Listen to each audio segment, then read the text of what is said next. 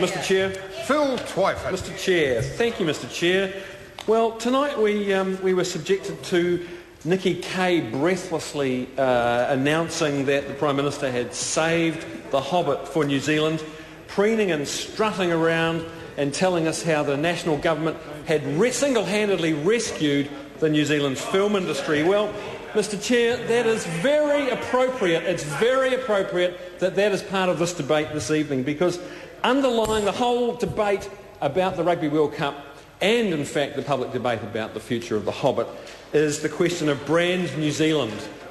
And this government, in the way that it has handled the dispute about the Hobbit and in the way that it's ramming through Part 4 in this bill, is sending a very powerful message, sir. And the message is this, that this government will bend over, as my colleague so eloquently put it, and it will do anything that is required in order to satisfy itself that it is going to get the deal. And we've seen tonight, John Key, the Prime Minister, basically announce that he will race any other country to the bottom. And he is sending that message to international investors that he will do whatever they want him to do. And he's committed not only the price of adult and community education, he's written a cheque for the amount that this government cut out of the budget for adult and community education. He's written that cheque for Warner Brothers. Now, what happens when New Line come knocking? What happens when Disney comes knocking? What happens when any other investor comes knocking and says, we want a cash handout? How much will you give? But sir, not only is he willing to do that, not only is he willing to sell our national self-respect down the river, but he's also willing to sell our sovereign lawmaking to any foreign investor who comes knocking. So he will contract. You know what? We've had a very broad-ranging debate on this issue. We've had a very broad-ranging debate, and successive speakers have discussed the question of the saving of the Hobbit. And it is relevant, sir. It is relevant to the question of the Rugby World Cup, because what we see in Part 4 of this bill is a willingness to compromise the democratic process and to hand over, in this case to the Honourable Murray McCully, unfettered urgency powers. It shows an absolute disregard for our constitutional and democratic processes. Well, that member should read the bill, because you know what? The only thing that was been more galling than listening to Nikki Kaye explain how the Prime Minister saved the Hobbit was hearing Jackie Dean's legal arguments. She's the rumpole of the National Party. She's the Perry Mason of the government benches. And I'll never forget Jackie Dean's explanation of why these powers should be handed over to the Honourable Murray McCully. And let me rehearse the argument for you in case anybody in the House has forgotten Jackie Dean's explanation of why those powers should be handed over to Murray McCully. And the argument goes like this. It's ultimately the elected politicians and the ministers of the day who will be accountable to the public of New Zealand for whether or not the Rugby World Cup is the success that it could be. That's her argument.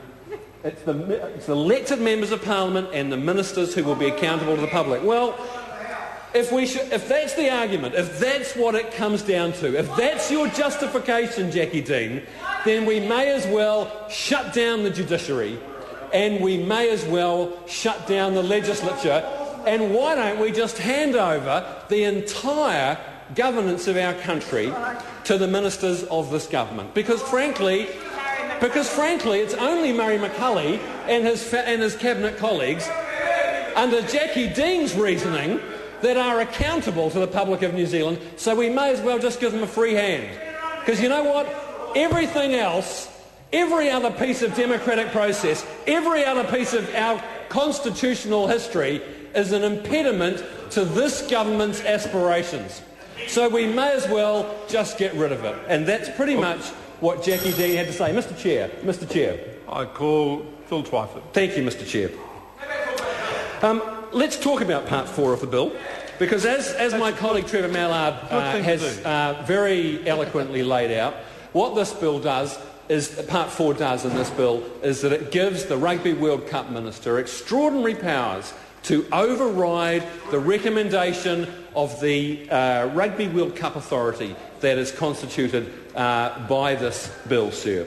And it's the contention of this side of the House that it is unnecessary, that it is damaging to our democratic process, and it essentially makes the Minister unaccountable in the exercise of those executive powers. And the great irony in this whole situation is that Murray McCulley is the one minister, he's the one member in this Parliament who has demonstrated by his actions why a minister should not be given unfettered powers to behave in an unaccountable way. And we have to go only back as far as 1999, when Murray McCulley set up two unaccountable groups of officials in his tourism portfolio because he didn't like the advice he was getting from the tourism board. That's right. And then after meddling and interfering with the tourism board, he sacked 3 members of that board and paid out $900,000 of taxpayers' money to keep them quiet.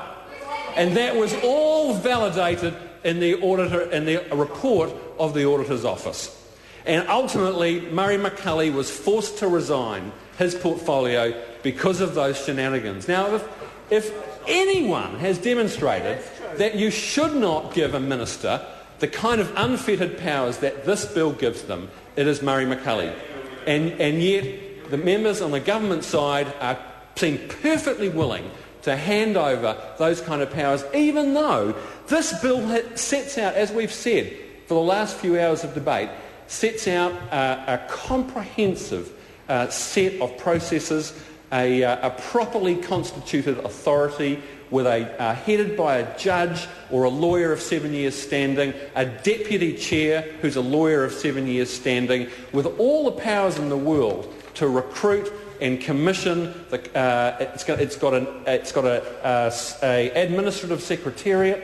It's all there. The system is set up, and yet we haven't heard from the government members any justification, any scenario for why they cannot trust the Rugby World Cup Authority to do the job this bill asks it to do, and they insist on handing over executive powers so that this minister can act in an unaccountable way.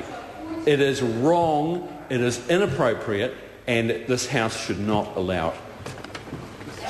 Call Ian.